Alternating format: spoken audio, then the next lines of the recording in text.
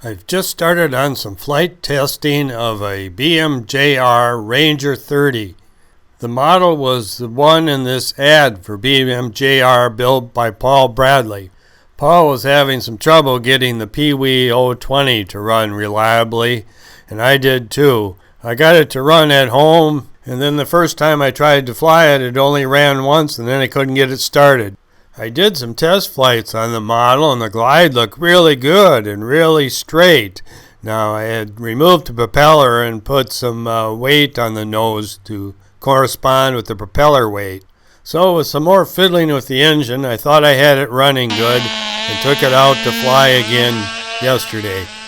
Well, I left a little more fuel in the eyedropper tank than I had intended to, and it got up really pretty high.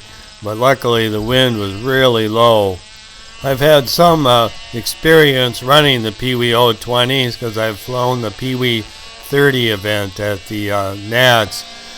But the engines, they seem kind of consistent to me, and I want to perfect my use of them more. So going into the transition, it kind of shocked me how the plane went into this sharp spiral dive to the right. I don't quite understand that, but I'm going to have to do some further testing. I'm thinking also that I might install a DT on the stab because I'm really afraid I might lose the plane in a thermal.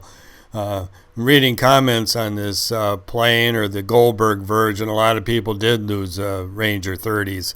Speaking of losing, I thought it came down real close, and I still couldn't find it for the longest time. And here you see it in these tall weeds. I think this is really a good kit, and with the proper adjustments, I'll have it flying really well. Thanks for watching.